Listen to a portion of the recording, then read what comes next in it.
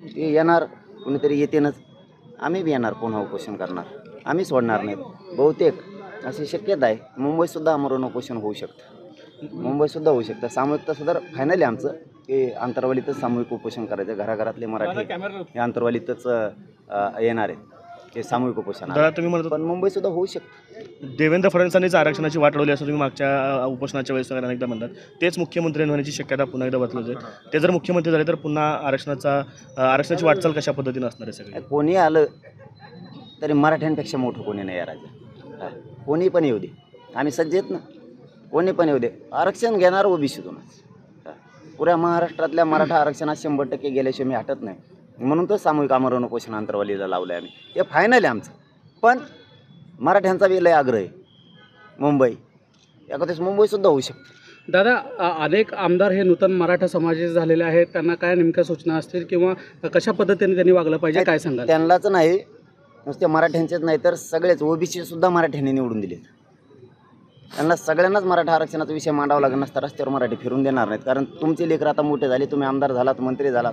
आमच्या लेकराचं काय किंवा प्रश्न घराघरातला मराठा आता विचारणार आणि आम्ही सामूहिक उपोषण करायला सज्ज झालो. दादा, खरं तर जसं की आपण म्हणालो की जर का आम्ही उभा केले असते तर सोपडा साफ झाला असता. मात्र तुम्ही उभा न करता सुद्धा अनेक ठिकाणी सोपडा साफ झाल्याचं चित्र पाहायला मिळालं. विशेषतः सोलापूर जिल्ह्यामध्ये बार्शी, माढा आणि करमाळा या ठिकाणी मोठा फटका एकंदरीत बसलेला पाहायला मिळाला. काय नक्की चित्र असू शकतं आता? नाही, ज्या गोष्टी केल्या नाहीत त्याला छाती बडायची सवय मला नाही. मी आणि माझा समाज मैदानातच नाही. त्यामुळं दोरी पूर्ण मराठ्यांच्या हातात होती. मालक तो होता, त्यालाच ठेवलं. कोणाच्या दावणीला मी मराठा समाजाला बांधलं नाही, कारण त्या समाजाला मी मायबाप हे शब्द वापरतो. मग मी जर खास त्यांचा मुलगा आहे तर मी अशी फरफट त्यांची करू शकत नव्हतो, त्यांना संकटात सोडू शकत नव्हतो. की त्यांना सांगितलं तुम्हाला जे करायचं ते करा, त्यांनी केलं. मी फरफट केली नाही. माझा ऐकतो म्हणून मी याचं काम करायला सांगितलंच नाही मराठा समाजाला. मोकळा सोडला मराठा समाज. त्यामुळे कोण पडलं कोण आलं मी मैदानातच नाही आहे. मग पडलं लगेच म्हणायचं मायामुळं. मी त्यात मोडत नाही. मी मैदानात असतो ना, समीकरण जर जुळलं असतं ना, सोपडा सापच केला असतं. 100% सांगतो तुम्हाला. दादा, खरं तर अनेक वेळा मनोज दादा सोलापुरात येणार म्हणलं की हे चौक अनेक वेळा भरलेलं होतं. मात्र आज कुठेतरी परिस्थिती वेगळी दिसते. तरुणांची आणि समाजातील लोकांची संख्या कमी दिसते कुठेतरी. आता आम्ही म्हणतो दर्शनाला चाललो होतो आणि तुम्हाला दाखवायची का पब्लिक? मग